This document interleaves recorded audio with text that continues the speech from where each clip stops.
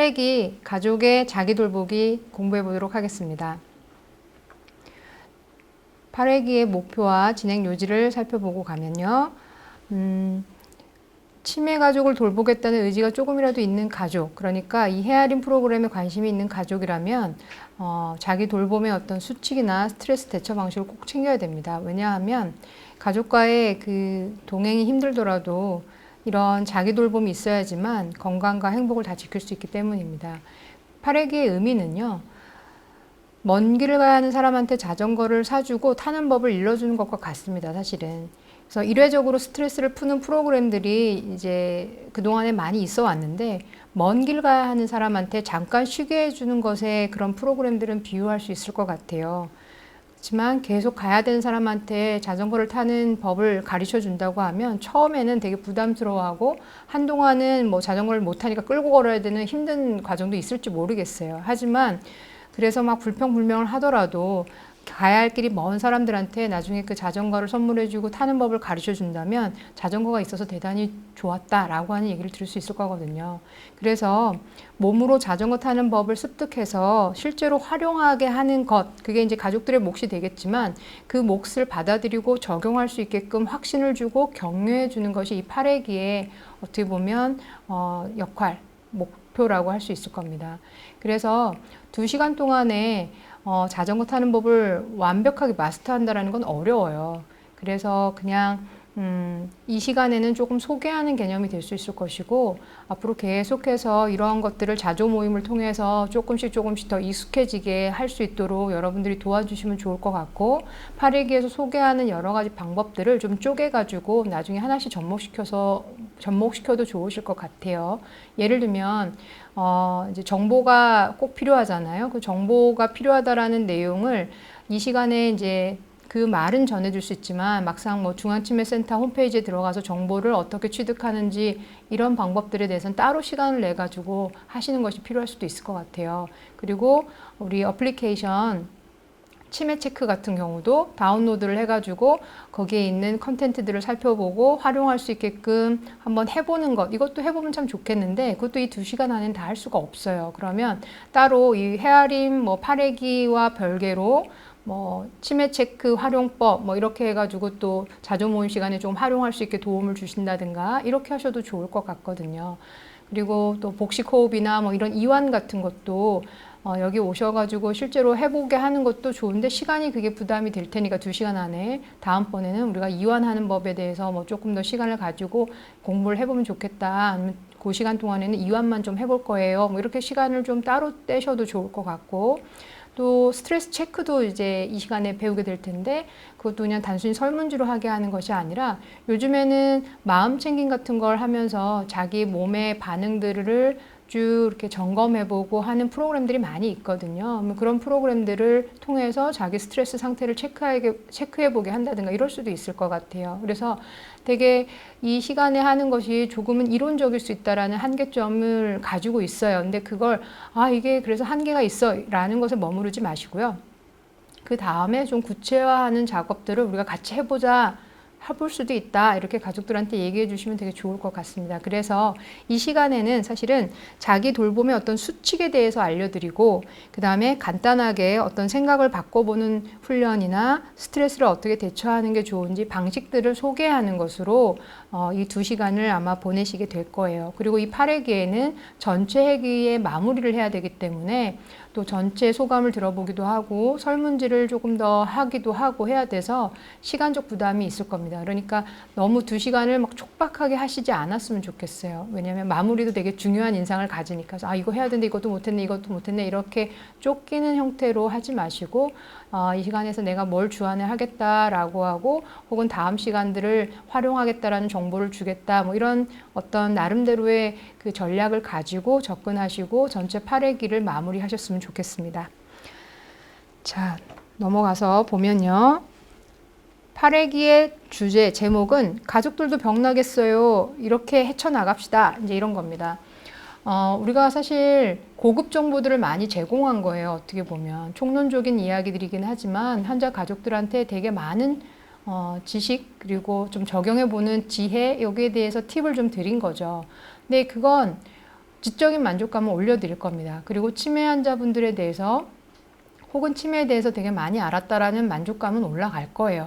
하지만 정서적으로 만약에 스트레스 상황에 있거나 그런 스트레스가 다뤄지지 않으면 알았다라고 하는 것이 실제 일상에서 도움이 잘 되지 않는 경우가 있고 오히려 내가 잘 못 돌볼 것 같아 라는 자기 역량이 떨어질 수도 있어요. 그래서 우리가 이런 마음, 스트레스, 할 수 있어 라고 하는 그런 그 느낌을 줄 수 있게끔 하는 것이 되게 중요하거든요. 네. 그래서 이 부분이 아쉬움은 있지만 대단히 중요하다라는 것을 좀 강조를 꼭 해주시고요. 그래서 일단 개념적으로는 수칙, 그리고 자기 상태 점검하는 거, 그리고 여러 가지 정보나 지원 받을 수 있는 서비스를 좀 활용하는 능력, 이런 것들을 좀 알려주시고 스트레스 대처 방식에 대한 어떤 기본적인 방식 이런 걸 소개하는 걸로 해주시면 됩니다. 그리고 마찬가지로 말씀드린 대로 이렇게 소감 나누고요. 향후 자조 모임으로 계속 이 그룹이 이어졌으면 좋겠습니다 라는 얘기를 하고 오늘 이 시간에 했던 모든 것도 좀 이렇게 세부적으로 나눠서 할 수 있었으면 좋겠습니다. 이런 얘기를 해주시면 되고 8회기 때는 만족도 설문지 외에 DAD 1회기 때 했던 거 있죠? 다스 해야 되고요. 그 다음에 헤아림 8번 했던 것에 대한 최종 평가 설문지가 필요하겠죠. 여기까지 해서 8회기가 구성이 되고요. 자, 넘어가서 첫 번째 슬라이드. 이 슬라이드를 펼쳐놓고는 이제 지난 시간 마찬가지로 안부를 나누는 거죠. 그리고 8회기 때 뭐 할 건지에 대해서 이제 얘기를 좀 해줍니다. 시간 부담이 많으니까 여기서 시간을 꼭 너무 많이 쓰지 않아도 되고요. 뭐 7회기 때 우리가 여러 가지를 배웠고 활동에 치매 어르신하고 같이 할 수 있는 활동 같은 것도 살펴봤기 때문에 혹시 집에 가서 뭐 해보신 거 있으면 좀 들어볼 수 있게끔 해주시면 좋겠어요. 자, 우리가 첫 번째 시간에도 얘기를 했었는데 누군가를 돕는다고 하는 것은요. 그 사람이 건강하고 안전할 때 가능한 일입니다. 내가 정말 지금 물에 빠져서 숨이 꼴깍꼴깍 넘어갈 것 같은데 옆 사람 물에 빠진 사람 난 수영도 잘 못하는데 도와준다고 하면 어떤 상황이 생길까요? 같이 위험에 빠질 수가 있죠. 사실은. 그래서 나를 돌보는 것이 이기적인 것이 아니고요. 내가 잘 사실은 안정감을 갖고 있어야지만 내가 돌봐야 되는 그분을 잘 돌볼 수 있다라고 하는 대단히 당연한 순서들을 좀 챙기셔야 돼요. 여러분들 왜 비행기 타셔서 마스크 착용할 때도 어린아이 해줘야 될 때 어린아이 먼저 하라고 하지 않죠. 본인 먼저 하고 어린아이 하게 되어 있습니다. 그건 도와주는 사람은 자기를 못 돌보다 보면 둘 다 위험하게 될 수 있기 때문이에요. 그래서 여러분 도와주시는 분들이 자기를 챙기는 것에 대해서 이기적이다고 생각하지 않도록 너무 중요한 거라는 것을 잘 강조해 주셔야 돼요. 자, 그 다음 슬라이드 제목이죠. 가족들도 병나겠어요. 우울증 생기면 어떡하지? 나 화병 날 것 같아. 야, 이제 몸이 예전 같지 않아. 역부족이야. 뭐 이런 여러 가지 이제 힘든 상황들이 있죠. 여러분도 있지 않겠습니까? 라고 그 자리에서 사실은 한 번쯤 물어봐 주셔도 좋을 것 같기는 해요. 예를 들어서 아주 단순하게는 내가 오늘 여기 오려고 시간 빼고 누구한테 부탁해서 어르신 막 이렇게 좀 맡아달라고 봐달라고 해놓고 온 것도 참 사실 스트레스였을 수 있겠죠. 뭐 이런 얘기를 하면서 스트레스에 대한 얘기를 가볍게 좀 해볼 수도 있겠죠. 정말 필요한 내용입니다. 뭐 이런 얘기가 나올 수 있게끔. 그렇게 해서 이 슬라이드를 놓고는 그런 얘기를 좀 해본 다음에 우리 그럼 한번 공부해 볼게요. 자기 돌보는 거 어떻게 하는 수칙이 필요한지, 그 다음에 대처 방법 이렇게 공부해 볼게요. 이렇게 넘어갑니다. 그리고 나서 첫 번째 수칙이에요. 첫 번째 수칙은 자신이 어떤 상태인지 아는 것부터 중요합니다. 사실은. 근데 그걸 무시하는 경우가 되게 많이 있어요. 그리고 우리 몸이나 우리 마음에서는 당신이 지금 힘들어. 자, 쉬어야 될 때야. 조금 멈췄다가 가야 될 때야. 이런 사인들을 계속 보내게 되거든요. 몸이 아플 수도 있고요. 아니면 평소와 다른 식의 어떤 반응들, 괜히 짜증을 많이 낸다든가, 예전에는 내가 그렇게 거친 말을 하지 않는 사람인데 거친 말을 한다든가, 아니면 행동이 평소보다 훨씬 더 막 급해진다든가, 아니면 덤벙거리고 뭔가 주의가 더 떨어져가지고 실수하는 행동이 늘어난다든가, 뭐 이런 모든 것들이 사실은 다 스트레스와 관련될 수 있는데, 자신이 지금 그런 스트레스 상황에 있다라는 걸 모르는 경우가 너무 많이 있어요. 우리 그거 알아챌 만큼 여유가 없는 거죠. 어떻게 보면. 그래서 첫 번째 수칙은 우리가 생각보다 치매 어르신을 돌보는 것이 힘들 수 있다는 것. 그래서 내가 정말 괜찮을 수 있으려면 계속해서 나 자신을 들여다보는 작업은 필수적이라는 것, 혹은 그게 첫 번째라는 것을 가족들한테 얘기해 주셔야 돼요. 그래서 뭐 스트레스 좀 느끼시고 있으면 먼저 얘기해 달라고 하셔도 되고요. 그 다음에 잘 모르겠다라고 하면 스트레스가 있을 때 나타날 수 있는 반응들을 이제 이렇게 소개해 보는 거예요. 스트레스가 있으면요, 몸이 이런 식의 반응이 생길 수 있대요. 혹은 스트레스가 있으면 감정적으로 이럴 수가 있대요. 혹은 스트레스가 있으면 이럴 수 있대요. 라고 설명을 좀 해주는 거예요. 그리고 그 책자에 보면은 요걸 이렇게 체크해 보게 하는 리스트를 그 교재에는 담아놨거든요. 그럼 그걸 하나씩 읽어보면서 한번 체크해 보자고 해도 되고요. 중요한 건, 나를 살펴보는 게 가장 첫 번째고, 나도 모르고 있었는데 나는 그냥 가슴이 좀 답답할 뿐이었는데 이게 스트레스 때문에 그럴 수도 있는 거였구나. 이제 이렇게 그 스스로를 좀 솔직하게 들여다보게끔 해주시면 좋을 것 같습니다. 자, 자기 돌봄의 시작이 자기 관찰부터 시작된다는 거, 나 스트레스가 있는 거 아닌가? 여기에 대한 이제 강조해 주셔야 되고요. 그 다음에 경고 증상들을 이제 관찰하는 데 있어서 몸, 정서 혹은 행동, 이게 나타나서 반응이 다르게 나타날 수 있다는 것. 그리고 신체 반응에는 이런 것들이 있다는 거, 뭐 소화가 안 된다든지 뭐 이런 거. 그럼 물어볼 수 있죠. 뭐 요즘 소화 잘 되세요? 뭐라든가 잠은 잘 주무세요? 뭐 이렇게 물어보면서 꼭 그 자리에서 체크리스트로 하지 않고 그냥 얘기로 돌려볼 수도 있겠죠. 그렇게 하셔도 됩니다. 그래서 그 책에 적혀 있는 건 뭐 집에 가서 한번 해보세요. 이렇게 해도 되죠. 활용하는 도구는 만약에 4개 이상이면 저한테 얘기해 주세요. 뭐 이렇게 해도 되고, 4개 이상이면 혹시는 뭐 상담 콜센터 직원하고 한번 상의해 보셔도 돼요. 면담해 보셔도 돼요. 이렇게 해도 되고, 아니면 이미 뭐 이게 PHQ-9에서 걸려지는 사람도 있을 수가 있잖아요. 현재 PHQ-9이 걸려지면 거기서 아마 정신건강복지센터로 연결하고 있는 걸로 아는데, 실제로 좀 그런 상담을 해보셨는지 이런 것들을 좀 관심 있게 물어보셔도 될 것 같고요. 감정적인 반응, 행동적인 반응 이런 거 다 이제 살펴보시게 하고 몇 개인지 한번 세어보게 하고 세어본 거 가지고 얘기하게 하면 됩니다. 자, 이번에는 설문지가 아니라 한번 그냥 힘을 빼고 자기 몸을 스캔하게 하는 거예요. 생체 신호를 측정하는 기계를 이용할 수도 있지만 특별한 도구 없이 집중해서 자기를 관찰하여 알 수도 있습니다.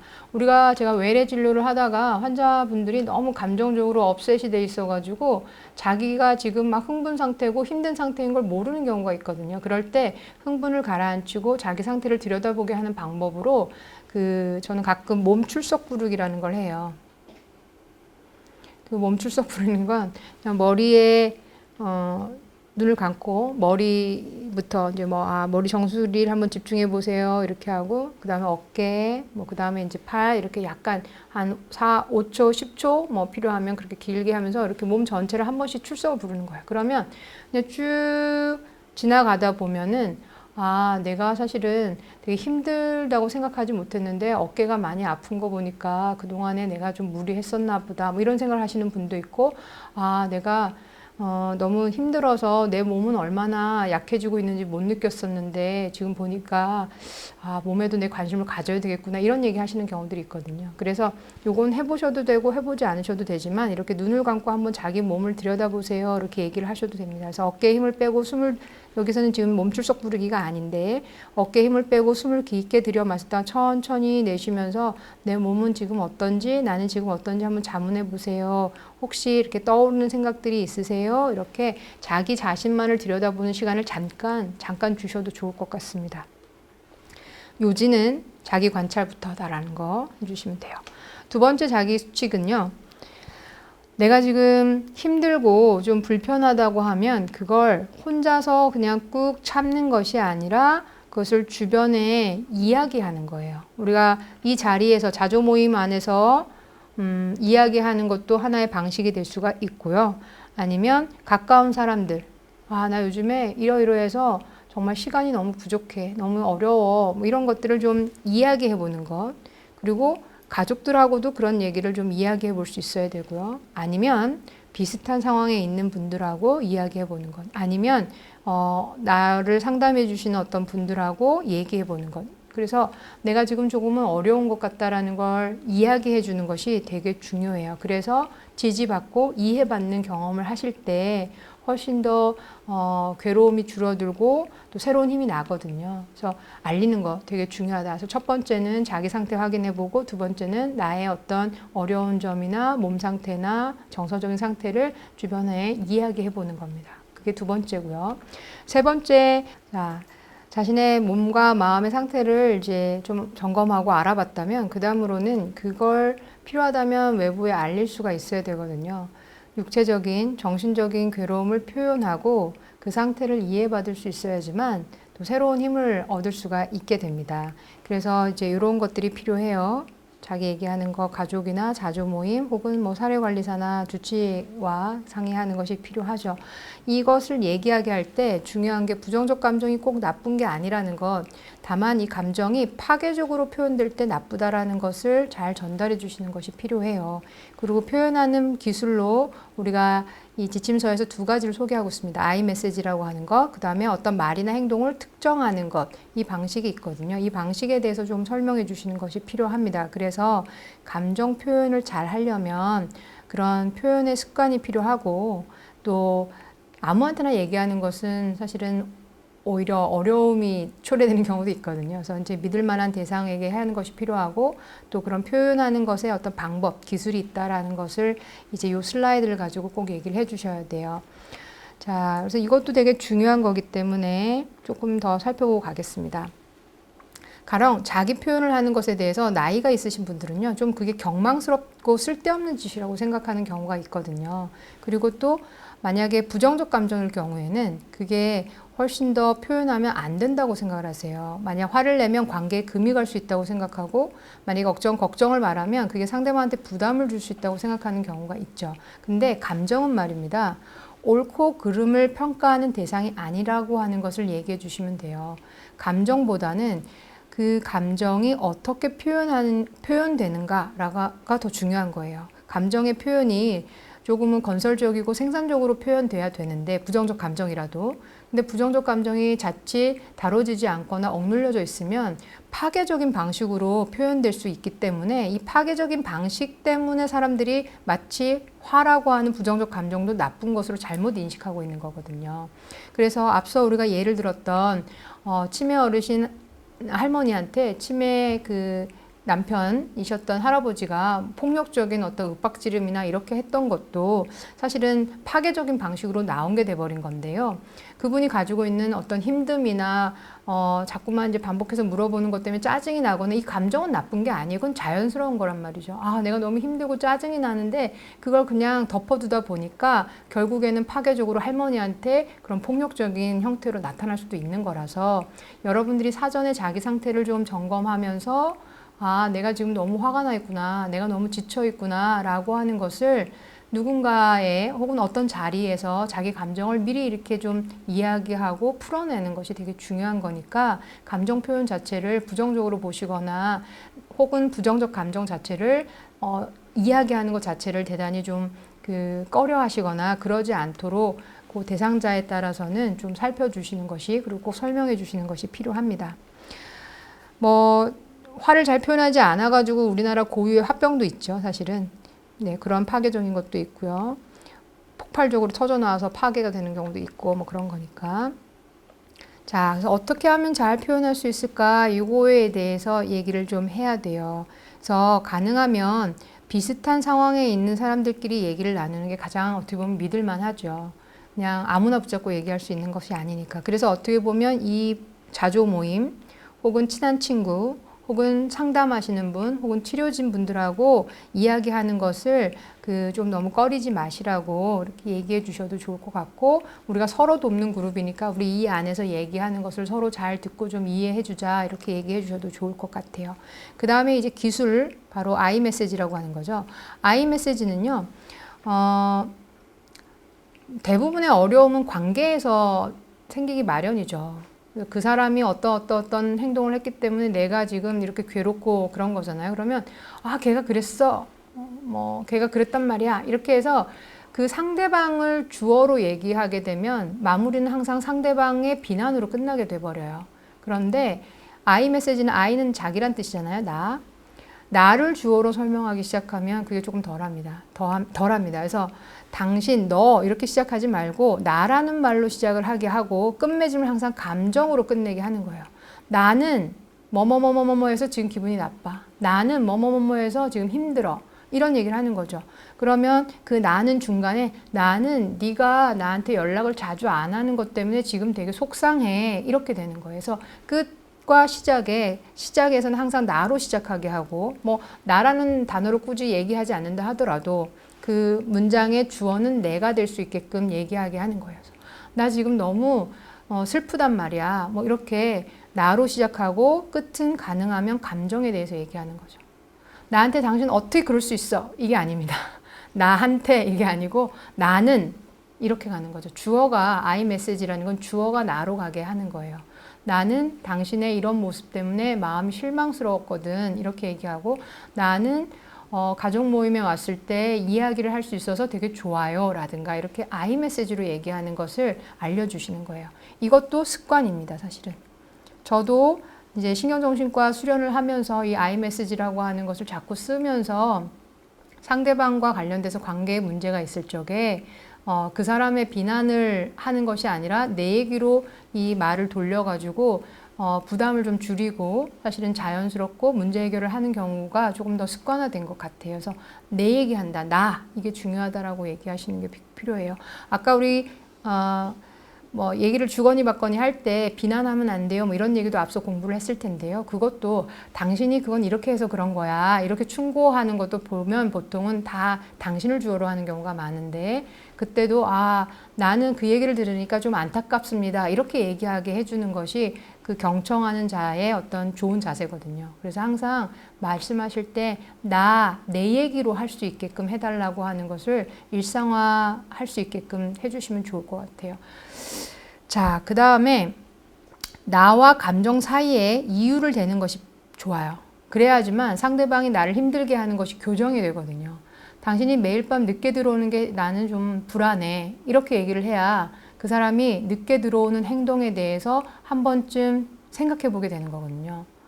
그래서 그런 얘기 안 하고 나 당신 때문에 힘들어. 그 사람을 그냥 싸잡아서 얘기를 하면 그 상대는 뭘 어떻게 고쳐야 되는지도 모르고 그 상대는 평가받았다라는 것 때문에 오히려 관계에 또 금이 가게 돼요. 그러니까 나는 당신이 반말하는 것 때문에 기분이 상했어 라든가 이런 그 구체적인 사유를 나와 감정 표현 사이에 넣는 게 좋아요.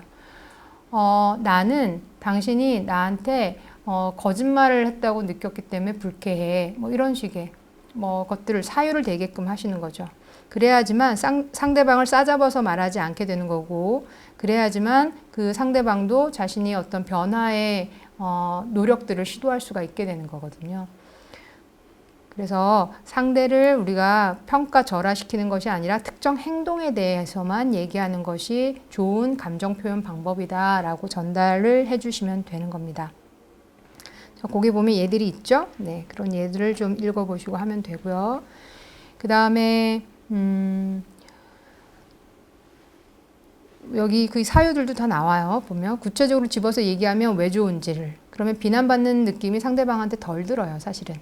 그냥 너 때문에 이렇게 얘기를 하면 되게 비난받은 느낌이 들 테지만 말이나 행동으로 특정하면 비난받는 느낌이 덜 하거든요. 예, 그렇게 하고 혹은 충고하고 다른 거예요. 일찍 다녀 욕하지 마 이렇게 하는 것보다도 훨씬 더 내 얘기를 하는 게 되기 때문에 당신이 늦게 오면 내가 불안하다고 이렇게 얘기를 하면 그 상대방한테 충고를 하거나 그런 게 아니기 때문에 상대방 기분도 덜 나쁘게 되죠. 물론 그냥 그 얘기를 하는 즉각적인 반응은 알았어! 라고 하면서 이렇게 팽 하고 약간 삐치는 행동을 할 수도 있지만 상대방은 그렇게 얘기를 들었을 때 자기 행동을 다시 숙고하게 되거든요. 그래서 그렇게 I 메시지를 하고 구체적인 행동에 대한 사유를 그 안에 집어넣는 것 이렇게 하시라고 하면 됩니다. 여기서는 이제 문제를 하나 줘가지고 한번 해보라고 하는 건 있는데요. 시간이 되고 반응이 좋으면 해보세요. 내가 하는 말을 I 메시지와 말이나 행동을 특정하는 기술을 이용해서 한번 고쳐보세요. 이렇게 하는 거죠. 옆집 여자는 말을 그딴 식으로 하더라. 자, 이 말을 I 메시지로 한번 바꿔보시라고 하는 거예요. 그래서 누가 한번 해보시죠. 이렇게 하면 나는 옆집 여자가 가끔 반말할 때 기분이 나빠. 이제 이렇게 하면 제대로 하신 거죠. 그래서 한번 예를 들어줘서 같이 그 자리에서 해보고, 아까 자전거 얘기를 들었지만 이거 자꾸 해봐야 습관이 돼요. 아이메시지는 자꾸 해봐야지만 익숙해지고 그래야지만 자연스러워집니다. 그래서 처음부터 잘할 수는 없으니까 해봐야 됩니다 라고 하는 거, 훈련하셔야 됩니다 라고 하는 거. 이 훈련도 자리가 있어야 되잖아요. 그러니까 이런 자조 모임에 나와서 어떻게 지내셨어요? 이런 얘기 할 때, 아, 나 지난주에 뭐 이러이러해서 기분이 나빴어요. 나 지난주에 이러이러해서 기분이 좋았어요. 아, 나 방금 들어올 때 누가 이런 것을 줘가지고 어땠어요? 뭐 이렇게 자조 모임에서 우리 아이메시지 쓰는 거 서로 이렇게 잘 봐줍시다. 적용해 봅시다. 이렇게 해서 서로 아이메시지 하면 그게 무슨 의미인지 알 수 있게끔 해주시면 되죠. 자, 그렇게 해서 다음번 수칙으로 넘어가요. 다음번 수칙은 주저하지 말고 도움을 요청하는 겁니다.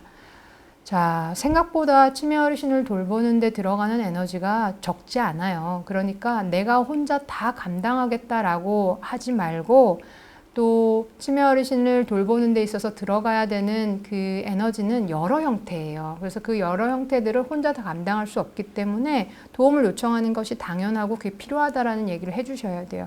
심지어 그래서 이런 국가 책임제라는 말도 나온 거 아니겠느냐, 뭐 이렇게 얘기해 주시면서 도움을 요청하는 것을 조금은 그 수월하게 할 수 있게끔 하고, 어떤 도움을 요청해야 되는지 알아야 되니까 그런 이제 서비스들을 뭐가 있는지, 자원이 뭐가 있는지 이런 것들을 아는 것도 필요합니다 라는 얘기까지 이어주시면 돼요. 그래서 실질적으로 도움이 필요한 상황, 이거는 지금 가족들이 미처 생각하지 못했고 경험하지 못했던 분들이 있을 수 있거든요. 그래서 치매 환자와 같이 지내다 보면 이런 상황이 앞으로 생길 수 있으니까 그런 상황에서 도움이 필요할지 모릅니다라는 걸 미리 조금 알려주셔도 됩니다. 물론 뭐 CDR2 정도 되는 사람이라면 그 사람은 이미 다 겪은 상황일 수도 있는데요. 대부분 처음에 요즘엔 조기 진단을 하고 처음 오신 분들이 헤아림에 참여하실 테니까 앞으로 이런 상황에서는 도움을 좀 받으실 필요가 있을 거예요. 이런 걸 알려주시고요. 또 이미 난 그때 이런 식으로 해결했어요 라고 하는 분들이 있다면 그 얘기를 좀 나눠볼 수 있게 해주는 것도 이 시간에 해보면 좋을 것 같고, 그리고 도움을 요청할 때는 그냥 대충 시간을 좀 내줘, 와줘, 뭐 이런 게 아니라 구체적으로 얘기를 해주는 것이 그 도와주는 사람도 조금은 수월할 수 있거든요. 그러니까 구체적으로 도움을 요청할 수 있게끔 하는 거. 그리고 알짜 정보라고 하는 책자를 좀 그 활용해서 매년 업데이트된 정보를 가지고 이 사람들이 받을 수 있는 공공 서비스에 대해서 대략적으로 알 수 있게끔 소개시켜 주는 것도 되게 필요합니다. 지금 저희가 이 헤아림을 하면서 3권으로 구성되어 있는데 알짜 정보 활용을 거의 안 했거든요. 사실은 요 8회기 때 알짜 정보를 활용하면 되는데 사실은 알짜 정보만 살펴보는데도 꽤 걸릴 거예요. 그러니까 알짜 정보를 이제 그때 뭐 나눠주시거나 이러면서 이 내용을 우리가 한번 괜찮으신 분들은 따로 시간을 내서 한번 같이 공부하죠. 뭐 이렇게 할 수도 있겠죠. 그리고 이제 상담 콜센터들도 그 도움이 필요한데 내가 정보를 정확하게 모르겠으면 여기에 전화하셔가지고 나 지금 이런 상황인데 혹시 도와줄 수 있는 무슨 제도가 있나요? 이런 것들을 물어보시라고 얘기를 해주시면 좋을 것 같아요. 자, 예를 들면 이제 실질적으로 도움이 필요한 상황들은 이런 때죠. 안전 문제 때문에 혼자 못 둘 때, 이럴 때는 어디에 누구한테 도움을 청해야 될지, 가족이 잠깐이라도 어딜 가야 되는데 떨어지지 않으려고 할 때, 이때도 도움이 필요하죠. 사실은 이때 어떻게 해야 될지. 그 다음에 경제적으로 어려움이 생겼을 때도 있습니다. 이때 어떻게 할지. 그리고 돌보는 분이 지금 몸이 아프거나 이럴 때도 사실은 도움이 필요하겠죠. 당연히.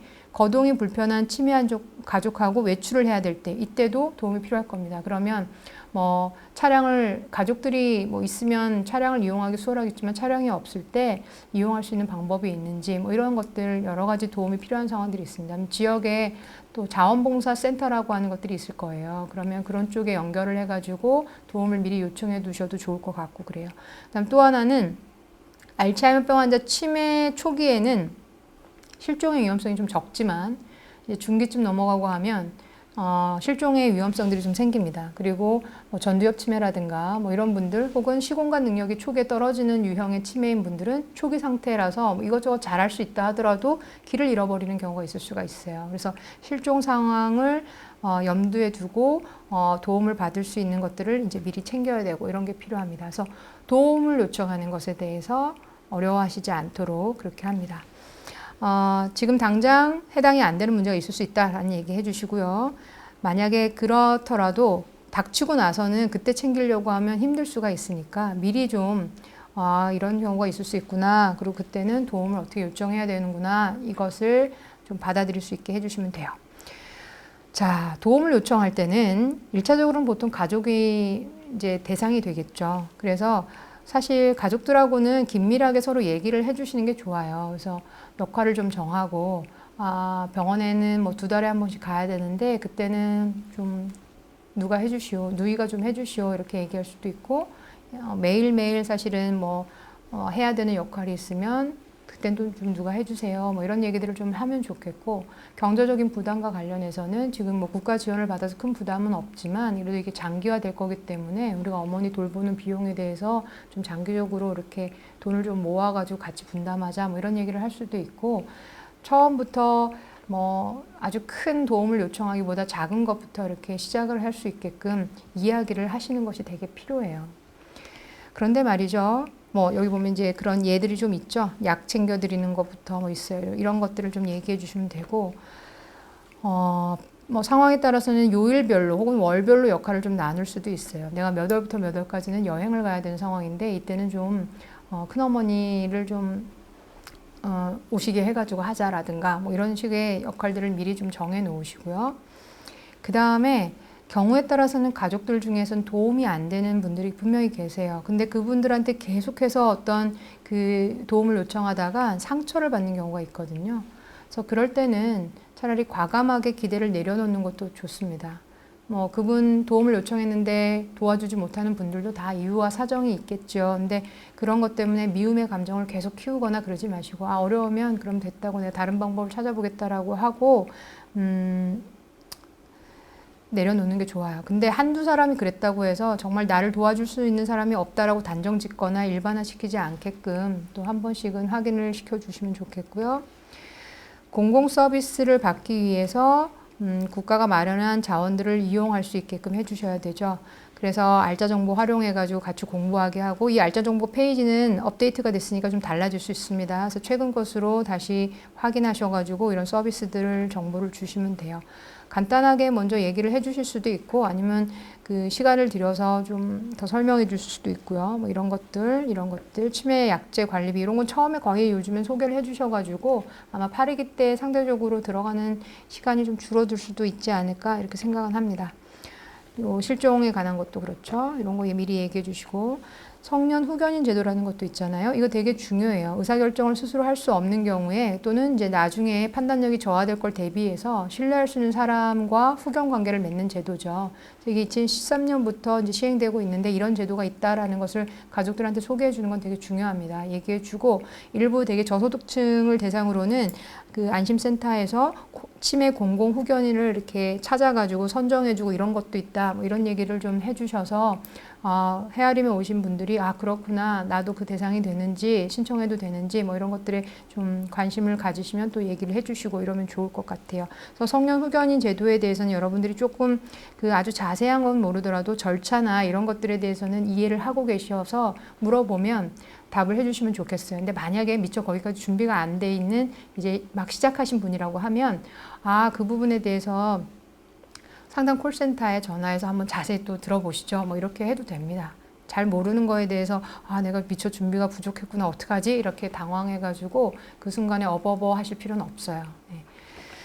자, 그리고 치매 상담 콜센터 이렇게 활용하게 해서 이 시간에는 앞서 우리가 그 헤아림 소개할 때 전화번호를 드리기는 했지만 한 번쯤 외우는 시간도 가지시는 게 좋겠죠. 그래서 1899-9988 이게 18세부터 99세까지 88하게 이거다라고 해서 이 시간엔 같이 한번 외워보는 걸 해보셔도 좋겠죠. 그래서 실제로 좀 하시게끔 이렇게 해보고, 필요하면 뭐 한번 회기 끝나는 거 기념으로 상담 콜센터에 한 번씩 집에 가서 전화해보세요. 이렇게 좀 숙제를 중간에 넣으셔도 좋을 것 같아요. 그래서 우리가 헤아림 끝났는데 한번 전화해봤어요. 뭐 이런 거 해보시라고 얘기해서 전화를 하는 행위 자체도 조금은 친숙하게 해주시면 좋겠다 싶어요. 그 다음에 이제 4번째 수칙으로는 아까 이제 공공기관 서비스에 대한 정보, 도움을 요청하라고 얘기했는데, 그런 유익한 정보들을 항상 가까이 가지고 있는 것이 필요합니다. 라는 것을 알려주셔야 돼요. 도움을 요청하기 위해서도 뭘 알아야 되니까요. 그래서 정보를 그러면 어떤 식으로 접근할 수 있는가라는 거죠. 세상에 너무 많은 정보들이 있어요. 요즘에 인터넷 검색을 하게 되면 정보가 쫙 나와요. 뭐 블로거들도 다 그냥 안심센터나 우리 중앙치매센터의 정보를 이렇게 딱 캡처해가지고 다 갖다 붙여놓은 게 있는데 그거 활용하셔도 되긴 하지만 때로는 정확하지 않거나 이 정보가 업데이트가 되는데 업데이트가 안 된 정보 가지고 계속 올라 있는 경우도 있으니까 사실은 조금은 신뢰할 만하고 지속적으로 업데이트가 되는 그런 그 정보처를 가지고 계셔야 될 거다 이 얘기를 해주시는 게 좋아요. 그래서 중앙치매센터나 상담 콜센터를 기본적으로 이용하시면 제일 좋을 것 같고 그 어플리케이션 치매 체크 이런 것들을 활용할 수 있게끔 얘기해 주시는 게 좋죠. 이런 정보가 있어야 사실은 무기력함이라든가 외로움이 좀 줄어들 수가 있거든요. 그래서 요 회기 진행하실 때 홈페이지를 중앙치매센터 홈페이지를 직접 들어가 보시게끔 그렇게 해놨는데 이게 시간 부담이 될 수 있고 때로는 홈페이지 접속이 안 되는 그 상황에서 이걸 진행해야 될 수도 있으니까 이건 또 좀 별도로 해보셔도 좋을 것 같아요. 자, 그런 얘기들을 여기다 쭉 좀 적어놨으니까 읽고 가족들한테 왜 이게 필요한지를 하시면 됩니다. 그리고 따로 나중에 홈페이지를 이렇게 방문하시게 되면 미리 우리 담당하시는 분들은 홈페이지 어디에 뭐가 있고 어디에 뭐가 있고 이런 것들을 알아가지고 컨텐츠는 거의 비슷한데 최근에 사실 좀 그 홈페이지 개정이 됐기 때문에 지금 요 그 지침서의 내용하고는 조금 맞지 않는 부분들이 있을 겁니다. 그러니까 이 지침서에 그 다르다라는 것 때문에 그냥 무시하지 마시고 홈페이지 가셔가지고 아 이건 가족들한테 도움이 되겠구나 이런 순서를 나름대로 정해가지고 한번 얘기해 주셔도 좋을 것 같고 별도 시간을 쓰셔도 좋을 것 같아요. 자, 여기 관련된 내용이 엄청 많죠. 신간도서도 있고요, 사실은. 그 다음에 체험수기 같은 것도 있고요. 그 다음에 또 무슨 사진전, 뭐 표요전 이런 것들이 있어요. 그런 것도 다 보시면 되고, 그 다음에 노래, 우리 치매 극복성 뭐 이런 것들도 있고요. 그 다음에 뭐 촉각과 관련된 것도 있고, 뭐 여러 가지 소개가 엄청 많으니까 여러분들이 데이터, 정보를 좀 업데이트 하셔야 됩니다. 자, 그렇게 해가지고 이 정보에 대한 유익함을 좀 소개해 주시고요. 그 다음에 이제 5번째 수칙이에요. 5번째 수칙으로는 미리미리 챙겨둘 것이 있습니다. 예를 들어서 대표적인 것으로는 재정관리라든가 유언장이라든가 사전 의료 의향이라든가 뭐 이런 것들이에요. 아직까지 문화적으로 미리 유언서를 작성하는 것이 조금 어색하고 문화적으로 그 다음에 내가 몇 년 뒤에 언젠가일지 모르지만 연명치료를 이렇게 받아야 되는 상황에서 연명치료를 나는 받지 않겠다라고 하는 사전 의향을 좀 미리 물어봐서 그걸 정보를 나는 받지 않겠다라고 하는 걸 국가의 어떤 데이터베이스에 넣어놓을 수가 있거든요. 그래서 그런 정보를 가족들한테 드려도 됩니다. 그래서 그러면 그런 연명위로를 받지 않는 사전 의향서를 어디에서 어떻게 신청하는지 정도는 여러분들은 알고 계셔야 됩니다. 혹은 안심센터에 물어봐서 그걸 하시라고 해도 돼요. 저희 지역 같은 경우에는 이제 병원에 혹시 입원하시거나 이러면 입원했을 때 할 수도 있고요. 아니면 모 의료원에 가시면 거기에서 이렇게 그 신청할 수 있고 그렇거든요. 그러니까 여러분들 지역에서는 그런 걸 어떻게 하는지 알아두시고 가족들한테 정보를 구체적으로 주시는 것이 좋죠. 재정관리나 뭐 이런 것들에 대해서도 미리미리 가족들하고 필요하면 얘기해 두시는 게 좋을 거다라고 하시면 좋겠고요. 지금 당장 해당되지 않더라도 예상되는 문제 상황을 대비해서 해두어야만 나중에 큰 무리가 되지 않는다라고 하는 걸 얘기해 주시고 이런 선제적 대처가 가족들을 지금 당장의 스트레스가 아니지만 향후에 올 수 있는 스트레스들을 조금 완충할 수 있다라고 얘기해 주시면 좋을 것 같아요. 자, 선제적 대처의 필요성에 대해서 제가 이런 달리기에 비유해서 혹은 100m에 비유해서 이렇게 적어놨거든요. 뭐 읽어보시고 조금 설명하시는데 도움이 될 수 있다면 활용하셔도 좋을 것 같아서 이렇게 적어놨어요. 그리고 선제적으로 대처가 필요한 부분들의 예들도 여기 이렇게 적어놨으니까 그걸 읽고 가족들한테 왜 이런 미리미리 준비하라는 얘기를 왜 했는지를 가족들한테 잘 전달해 주시면 됩니다. 자, 그 다음에 마지막 수칙 6번째예요. 나만을 위한 시간 설계를 하세요. 이래서 자신을 돌보는 일상생활을 소홀히 여기지 않는 것, 그리고 일상 속에서 반드시 휴식 시간을 챙기는 것, 이것을 강조해 줘야 됩니다. 한 번쯤은 나한테, 나라는 사람을 좀 안정화시키는데 필요한 시간이 하루에는 얼마나 필요하고, 한 주 동안에는 얼마나 필요하고, 한 달 동안은 얼마나 필요한지 좀 생각할 수 있게 도와주시고, 생기를 좀 불어넣을 수 있게 하는 활동들, 운동이나 오락이나 여가나 이런 것들은 뭐가 있는지 미리미리 좀 체크하시고, 그다음에 자유시간이라고 해서 모든 책임에서부터 자유로울 수 있는 순간을 챙겨두시는 게 좋습니다. 이런 얘기들을 뒤에 이제 왜 필요한지를 좀 해놨으니까 읽어보시면서 습득을 좀 하셔야 돼요. 그래서 나만의 시간이 있어야지만 몸과 마음이 회복되고 치매 환자 가족을 잘 돌볼 수 있고요. 구체적으로 시간에 뭘 할지를 정할 수 있게끔 하시는 게 필요합니다. 그냥 침대에 누워서 쉬는 것도 의미가 있지만 그것만으로 충분하지 않거든요. 오히려 무기력하게 쉬는 시간만 가졌고 자기를 채울 수 있는 것이 없으면 또 더 우울해지거나 힘들 수도 있어요. 그래서 다양한 방식으로 자기 시간을 챙기되 뭐 빈도라든가 이런 것들은 좀 조율할 수 있게끔 그렇게 해주시면 좋을 것 같거든요. 나를 위한 시간은 밤에 자는 거랑 똑같아요. 우리가 치매 위험성을 줄이는 방식으로 좋은 잠을 자야 된다 이런 얘기 했었잖아요. 마찬가지입니다. 나를 위한 시간이 그 잠과 같은 거기 때문에 다시 재충전하고 좀 힘들었던 것들은 조금 걸러내가고 이런 것이 나를 위한 시간입니다. 그래서 오롯이 나 자신의 리프레시, 회복하는 것을 위해서 그 시간 필요하다라고 하는 것. 그래야 몸과 마음이 회복되고 제대로 돌볼 수 있다라는 거예요. 나를 위한 시간은 리프레시하는 시간이다라는 거. 이게 되려면 사실은 더더욱이 가족 간의 대화가 좀 필요해요. 아, 엄마가 너무 힘드니까 그냥 무슨 기념 행사로 무슨 여행을 보내주는 것이 아니라 일상 속에서 엄마가 엄마를 위한 시간을 요만큼은 쓸 수 있게끔 가족들이 뭘 하자 이렇게 하는 것이 필요하겠죠. 자, 그래서 여러분들 실제로 지금 뭘 하고 있는지, 나를 위한 시간 뭘 하고 있는지 한번 물어보시는 거예요, 그때. 그러면 대부분 답을 못 하십니다. 답을 못 하시는데, 그러면 어떻게 하면 좋을까요? 이제 이런 얘기를 좀 하고, 가족들한테, 나 하고 싶은 것들을 좀 얘기하는 것이 되고, 그 다음에 뭐 방법을 좀 찾았으면 좋겠다, 이렇게 요청을 하라고 그렇게 하시는 게 필요해요. 그래서 표현하는 거 필요합니다. 아, 내가 할아버지 혹은 내 남편을 잘 돌보려니까 나만을 위한 시간이 필요하다고 한다. 너희들도 고되고 힘들겠지만 내가 계속해서 이런 장기적인 돌봄을 할 수 있도록 시간을 좀 내다오 이렇게 도움을 요청하고 했으면 좋겠고, 그다음 자주 모임 안에 와서 또 그런 정보들을 서로 공유하시고 함께 할 수 있는 어떤 활동이 또 리프레시에 도움이 되신다면 함께 활동을 하셔도 좋을 것 같아요.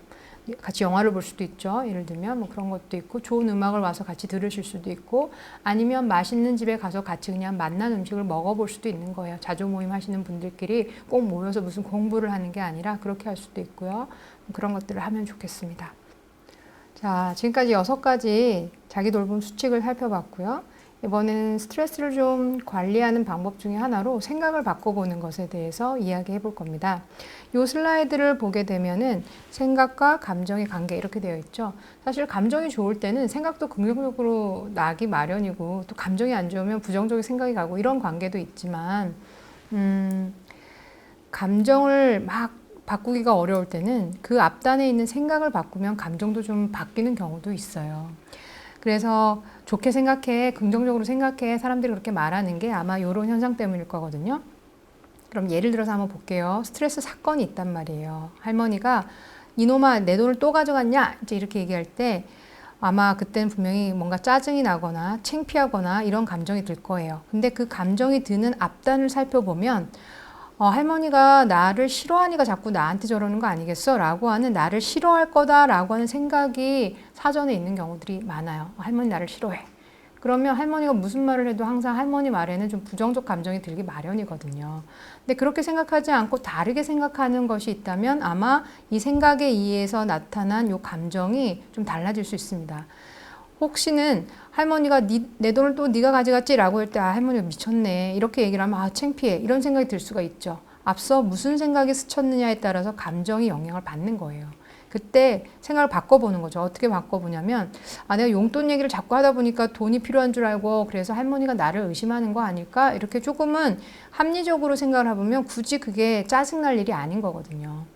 또는 아, 할머니가 어디에 뒀는지 몰라가지고 불안해서 또 그러시는구나 라고 이 병에 대한 이해를 하고 자기와 할머니의 관계로 이렇게 확대 해석하거나 부정적으로 해석하지 않으면, 그렇게 생각하지 않으면 뭔가 이렇게 창피하다든가 뭐 이런 것들이 사라질 수가 있는 거죠. 그래서 내가 생각을 어떻게 바꾸는지 이게 이제 중요하고, 내가 막 짜증이 날 때는 무슨 생각하는지, 때로는 이런 거 있죠. 내가 자꾸만 짜증이 날 때, 아, 나밖에 엄마가 의지할 사람이 없어서 나 아니면 아무도 이걸 못해. 뭐 이런 생각이 있으면 항상 짜증이 나고 지치고 다른 사람한테 화나고 이럴 겁니다. 그때 생각을 나 말고 나밖에 할 수 없어 이런 생각이 아니라 다른 사람하고 같이 해도 돼 라는 생각으로 좀 바꾸면 그 지치고 힘들고 뭐 이런 짜증감이 좀 줄어들 수 있는 거거든요. 그래서 여러분들이 지금 쭉 공부하신 걸 바탕으로 생각을 좀 바꿔볼 수 있게 하고, 생각을 바꾸기 위해서는 스스로한테 이런 질문을 하는 거야. 내가 지금 막 이렇게 짜증이 나는데 내가 도대체 어떻게 그 사건에 대해서 생각하기 때문에 그렇지?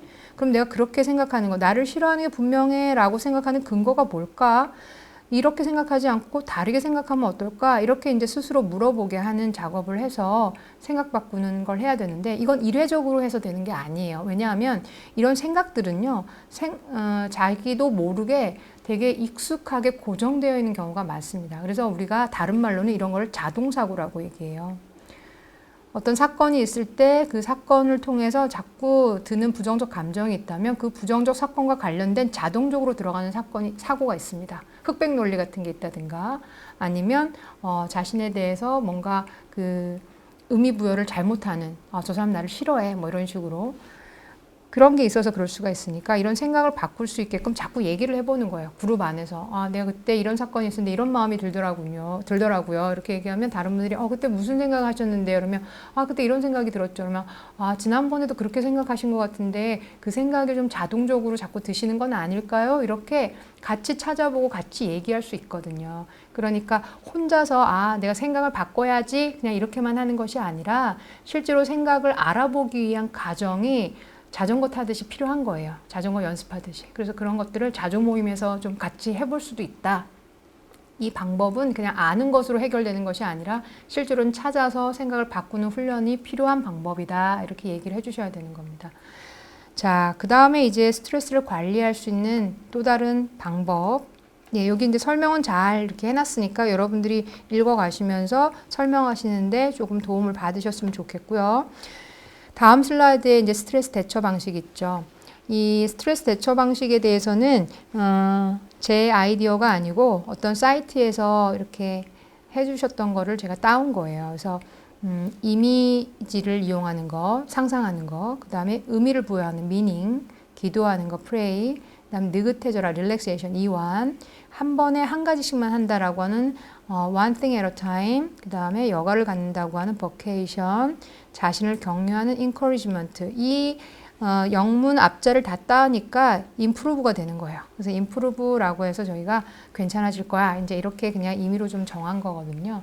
그래서 스트레스 대처 방식은요, 한 가지가 아니라 여러 가지가 있으면 있을수록 좋은 겁니다. 때로는 이 방법을 통해서 스트레스에서 벗어날 수 있고요. 때로는 이 방법을 통해서 벗어날 수 있고 그런 거예요. 그러니까 이런 모든 방법, 우리가 전쟁터에 나가는 무기로 비유할 때가 있거든요. 전쟁터에 나갈 때 전쟁터에서 사용할 수 있는 무기가 딱 하나라고 하면 사실은 위험할 겁니다. 불안하고.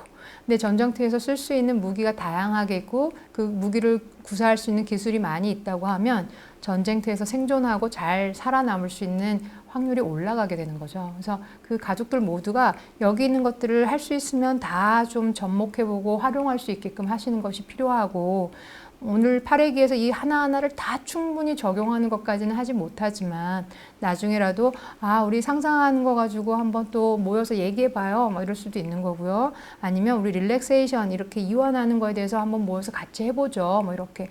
요즘은 사실은 인터넷에 유튜브에서 뭐 이완요법 이런 거 치면 이완을 할 수 있게끔 도와주는 음성과 뭐 영상이 이렇게 나오는 것들이 많이 있어요. 그러니까 그런 것들을 하나 알려주시면서 해보시라고 할 수도 있는 거거든요. 그러면 그걸로도 또 1시간이 될 수도 있고 이런 겁니다. 그래서 이 각각의 것들을 다 한 번씩 해볼 수 있는 시간을 가져보시는 거 어떠냐라고 이제 얘기를 하고, 뜻이 맞는 분들은 자조 모임에 연결돼가지고 그렇게 하면 되거든요.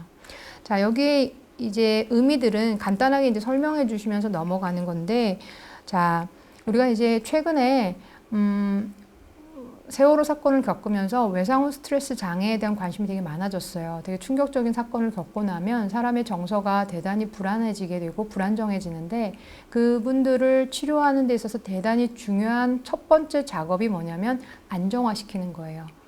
뭔가 잘못된 기억과 정서를 무조건 고치기 전에 힘든 순간에 자신을 달랠 수 있는 어떤 기법들에 좀 익숙해지는 것이 초기에 필요하거든요. 그걸 안정화 기법이라고 하는데 그 안정화 기법에 활용하는 것 중에 하나가 이렇게 이미지너리 상상하는 겁니다. 어떤 상상이냐면 자기가 살아오면서 지금까지 대단히 안정감을 주는 혹은 평화로운 마음을 주는 어떤 장면이 있을 거예요. 그건 실제 장면일 수도 있고 아니면 영화 속의 어떤 장면, 비현실적이지만 뭐 그런 장면, 상상 속의 장면일 수도 있고 그런 장면을 상상하면서 그 장면 속에 이렇게 쭉 빠져보는 거예요. 그러면 뭐 심장이 두근거리고 뭐 어깨가 아프고 뭐 이랬던 감각들이 조금 좋아지는 것들을 이제 보고하게 되거든요. 그래서 스트레스를 받을 때 우리도 그런 장면을 상상하는 겁니다. 예를 들면 제가 주로 그래도 가끔 사용할 수 있는 이미지 중에 하나는 어두운 밤하늘, 정말 깜깜한 밤하늘에 별들이 너무 반짝반짝했던 장면을 예전에 어디선가 본 적이 있어요. 그러니까 영화가 아니라 실제로. 그래서 그 하늘을 갑자기 봤는데 어두운 밤인데 별이 반짝반짝하니까 가슴이 정말 이렇게 헉 하고 깜짝 놀랐고 그 장면을 보면서 되게 평화로움을 느낀 적이 있는데 그 장면은 제 머릿속에서 잘 떠나지가 않아요. 그래서 그 장면을 힘들 때 생각합니다.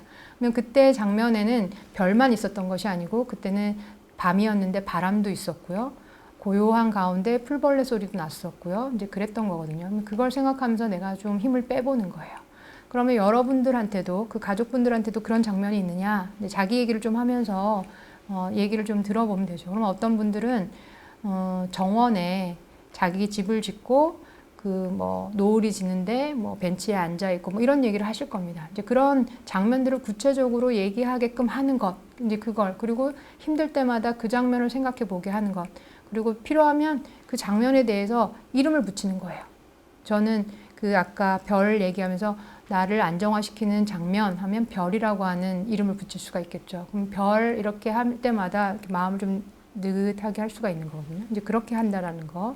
혹은 미닝이라고 하면 의미 부여를 하는 건데 우리가 힘들 때 이런 걸 통해서 사실은 어떤 긍정적인 측면과 내가 힘들지만 이걸 통해서 얻을 수 있는 가치가 있을 거야 라고 하는 것을 되새기다 보면 힘이 날 때가 있거든요. 그래서 지금 힘들고 어려운 점은 어떤 겁니까? 이렇게 물어보고 그런 걸 통해서 의미를 부여할 수 있다면 어떤 게 있을까요? 라고 얘기했을 때 내가 하는 것에 대해서 내 자식들이 보고 나를 존경하고 또 그렇게 학습해서 나한테도 잘할 거라고 생각하니까 난 지금 견딜만 하다라든가 아니면 엄마가 돌아가시게 되면 그때 못했던 것들이 너무 후회될 것 같기 때문에 난 후회하지 않기 위해서 지금 힘들지만 하고 있는 것이 충분히 가치 있다고 생각합니다 라든가 지금 내가 하는 것에 대한 의미를 찾는 것 그런 건 이 얘기를 자꾸 해보면서 의미를 찾게 되는 거죠. 그러면 우리한테 힘이 날 수가 있다라는 거죠.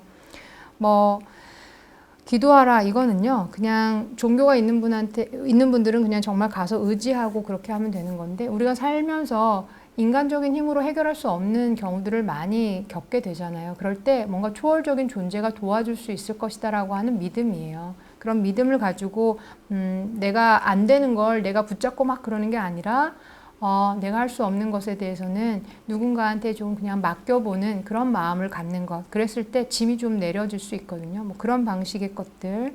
그 다음에 이완은 되게 중요한데 스트레스 반응이 있으면요. 생각보다 우리 몸은 대단히 많이 경직되고 수축되어 있어요. 그래서 그 수축된 것조차도 인식하지 못할 만큼 사실은 경직되어 있거든요. 그래서 이완을 하다 보면 편안하다라는 느낌을 이제 그제서야 아는 거예요. 내가 힘들었었구나라는 걸 이완을 통해서 느끼게 되는 경우도 있어요. 그래서 이완을 하는 건데 우리 흔히 하는 걸로는 따뜻한 혹은 뭐 미온수 정도에서 마사지하는 것도 이완을 시킬 수가 있는 거고 반신욕을 한다든가 이런 것도 있고요. 그 다음에 잘 쓰지 않는 근육을 움직여서 뭐 웃어본다든지 미소를 짓는다든지 이런 것도 사실 이완에 도움이 됩니다. 그리고 점진적 근육 이완법 뭐 이런 것들을 인터넷에서 찾아보면 천천히 이제 한쪽 뭐 팔부터 몸 전체를 하나씩 하나씩 근육별로 이완하게 하는 것들이 있어요. 여러분도 찾아보세요. 찾아보시면 혹시나 여러분이 직접 할 수가 없으면 제가 이 가이드에는 적어놨어요. 적어놨지만 여러분이 직접 할 수 없을 것 같으면 점진적 근육 이완법을 구글에서 찾아가지고요. 거기에서 영상 자료, 동영상 자료를 하나 틀어놓고 같이 하셔도 돼요. 그러면 보편적으로는 점진적 근육 이완 요법을 하면 한 15분 정도 되거든요. 그걸 같이 가족들하고 해보셔도 되는 거죠. 혹은 그 영상을 소개해줘서 가셔서 좀 해보시라고 한다든가, 아니면 아주 심플하게는 복식 호흡할 수도 있습니다. 아니면 단순히 그냥 호흡하는 거에 집중하게 하는 것도 도움이 돼요.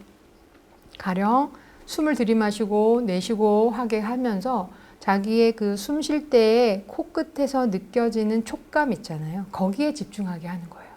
자, 눈을 감고 숨을 들이마시고 내쉬고 그때의 어떤 코끝에서 느껴지는 감각을 집중해 보세요.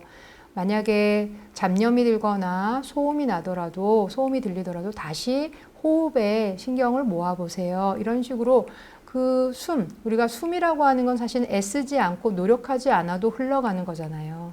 그 자연스러운 것에 초점을 맞추다 보면 우리가 힘들었던 것, 긴장됐던 것들이 조금 풀어집니다. 이완됩니다. 그래서 실제로 저도 외래에서 환자분들이 힘들어할 때 아까 뭐 바디 스캔 한다고 했지만 출석 부리기, 몸 출석 부리기 그거 말고도 그냥 앉은 자리에서 그 호흡하게 하는 걸 해요. 그러면 어떤 변화가 생기냐면요. 환자분들이 막 나 힘들어요, 막 괴로워요, 막 이런 얘기를 하다가 제가 그 짧은 시간 안에 해결이 안 될 상황이면 좋다고 알겠다고 하고 눈을 감고 호흡하자고 얘기해서 한 3분 정도 호흡을 하면 환자분들이 목소리 톤이 확 떨어져요. 막 긴장돼 있고 자기가 긴장될 줄도 몰랐던 그 업셋돼 있던 것들이 호흡에 집중하는 순간 약간 부교감 신경이 항진되면서 차분해지는 거죠. 그래서 그걸 경험하면 환자들이 그 자리에서는 집에 가서 해볼게요 이렇게 얘기를 합니다. 막상 집에 가면 잘 안 하시긴 하지만 그 경험 자체가 도움이 된다는 건 짧은 순간에도 느끼고 가시는 거죠. 그러니까 가족들한테도 그렇게 적용해 보실 수 있는 거예요.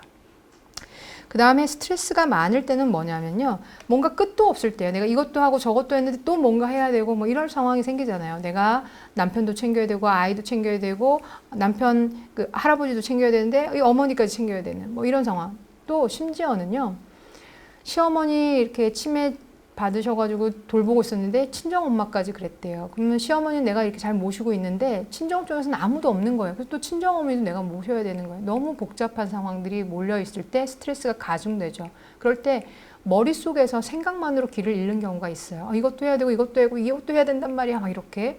근데 그럴 때일수록 하나씩만 접근하는 거예요. 엄마 몰라. 일단 시어머니 먼저 이거 해주고 그 다음에 뭐 하고 이렇게 어쩔 수 없이 한 가지씩에만 집중을 해서 하다 보면 생각 속에서 길을 잃어가지고 계속 괴로웠던 것들이 생각보다는 단순하게 착착착착 진행될 때가 있어요. 그래서 한 가지씩만 해라라고 하는 것, 그것도 되게 중요한 스트레스 관리 방법입니다. 그 다음에 이제 버케이션이라고 하는 개념은요. 이 버케이션의 어원은 책임에서 자유로워지는 프리타임이라고 해요. 버케이션 하면 우리 마치 비싼 돈을 줘서 비행기를 타고 멀리 나가고 혹은 좋은 호텔에 가서 거기에서 숙박을 하고 맛있는 걸 먹어야 그게 휴가인 것 같잖아요. 근데 그게 아니라 꼭 그런 의미라기보다 내가 해야만 하는 그것, 그 책임으로부터 아무 그 어떤 추궁을 받지 않을 수 있는 프리타임을 갖는 거예요. 자유시간. 그게 자유시간이고 그게 휴가입니다. 엄밀한 의미에서는. 그래서 우리가 주간보호센터를 보내고 나면 어르신들, 가족분들이 뭐 집안 청소하고 막 이렇게 하는데 그것도 좋지만 치매 어르신을 주간보호센터에 보내게 되면 그 시간 중에 일부는 아무 것으로부터 침해받지 않는 자유시간을 갖게끔 이렇게 해주시는 것이 필요해요. 그게 하루에 10분이든 일주일에 하루든 한 달에 하루든 이날은 나의 날, 내가 뭘 해도 걱정할 거 없는 날 이렇게 해주셔야 되는 거죠. 그러기 위해서는 누군가의 도움은 반드시 필요할 수밖에 없는 거고요. 그래서 요걸 꼭 가지실 수 있게 해주시고 그 프리타임에 이제 뭘 할지를 조금씩 이제 구체화하시는 것도 좋은 방법이 될 수 있는 거예요. 그리고 누구보다도 자기 자신을 응원해야 됩니다. encouragement. 이게 우리가 힘든 사람 있으면 힘내세요 이렇게 얘기하는데 자기가 힘들 때는 자기한테 그런 얘기를 잘 안 해주거든요. 그래서 스스로한테 힘을 내라고 해주고 왜 우리가 힘든 사람 보면 먹을 걸 좀 갖다 주기도 하고 아니면 그 사람한테 필요할 거라고 생각하는 걸 갖다 주기도 하잖아요. 그런 타인에 대해서 이렇게 도와주려고 하는 마음 그대로 자기 자신한테도 먹을 것, 입을 것, 이런 것들을 제공해서 스스로를 인커리지 하는 것. 그게 이제 이 스트레스 대처에 대단히 중요한 겁니다. 자, 지금 말씀드린 이 모든 것들이 머리로 이해가지만 우리는 이것을 머리로 이해하려고 하는 것이 아니라 일상 가운데 실제로 해보게 하는 것이 필요한 거기 때문에 여러분들이 오늘 이 파레기 2시간 동안은 설명해드리고 이런 게 필요해요 라고 하는 얘기밖에 못하지만 계속해서 이건 직접 한 번씩 해보셔야 돼요 이런 얘기들을 했으면 좋겠고요. 그런 걸 가능하면 설명하실 수 있도록 설명을 좀 해놨으니까 그런 설명들을 쭉 읽어보시면서 해보시면 좋겠고, 혹시 이 중에 조금 시간을 들여서 이 종사자분께서 난 이건 좀 해볼 수 있겠다라고 하는 건 좀 더 시간을 들여서 해보셔도 되고 그럴 것 같아요. 이 모든 것을 다 그 시간에 하려고 부담을 가지실 이유는 전혀 없습니다. 그래서 이런 것들은 점점 익숙해지면서 자기 혼자, 가족들 혼자 적용할 수 있게끔 하는 것이 목적이에요. 그러니까 일회성 있는 스트레스 관리 방법이 아닌 겁니다. 이제 그런 측면의 차이점을 좀 이해하셔서 하시면 좋겠고요. 그러면 이제 마지막 슬라이드가 나오죠. 자, 치매 환자의 가족 자기 돌보기. 치매 어르신을 돌보는 가족들은 치매 어르신은 물론이고 자기 자신의 상태도 점검하고 꼭 돌봐야 됩니다. 라고 하는 말로 이제 마무리를 해주시면 돼요. 그리고 나서 이제 설문지를 작성하고, 설문지는 여기 보면 치매 태도 척조 다스, 회귀 만족도 설문지, 최종 설문지가 있는데요. 우리 일회기 때 이거 말고도 자립버든 그 다음에 PHQ-9도 했을 겁니다. 그 2가지 다 더해서 해주시고요. 그리고 최종 소감을 나누는 거죠. 그래서 8회기 동안 수고하신 모든 분들을 좀 격려해 주시고요. 뭐 박수를 칠 수도 있겠죠. 그리고 소감을 좀 들어보시고 이랬으면 좋겠고, 우리 지역에 이 헤아림을 마치고 혹은 또 다른 프로그램을 통해서 치매 환자 가족들이 서로 돕는 자조 모임이 있습니다. 이런 것들을 좀 구체적으로 소개해 주시고 이 모임에 좀 연결해서 오시는 것에 대해서 구체적으로 얘기해 주시면 이 헤아림의 최종적인 어떤 목적, 그러니까 결국 자조적으로 돕게 하는 그런 목적에 부합할 수 있을 거라고 생각을 합니다. 자, 여기까지가 이제 8회기에 대한 내용이었습니다. 장시간 교육을 받으시느라 대단히 고생하셨고요. 하시면서 좋은 것도 있고 하면서 이건 좀 어렵거나 이건 좀 이상해 라고 하는 부분들도 있을 거예요. 그 모든 것들에 대해서 피드백을 또 중앙치매센터나 이런 데로 주시면 다음에 또 더 좋은 어떤 프로그램을 만들고 하는 데는 분명히 큰 힘이 될 거라고 생각합니다. 그러니까 여러분들이 그냥 대충 해서 아무 얘기를 안 해주시는 것보다 열심히 해서 실질적으로 어려운 거, 잘못된 것들에 대한 피드백을 주시는 것이 우리가 앞서 맨 처음에 얘기했던 함께 만들어가는 공동체 의식을 발휘하는 것이니까요. 여러분들 힘드시더라도 힘내시고 좋은 어떤 경험하시면서 또 여러 가지 피드백을 보내주시면 대단히 좋을 것 같습니다. 네, 고맙습니다.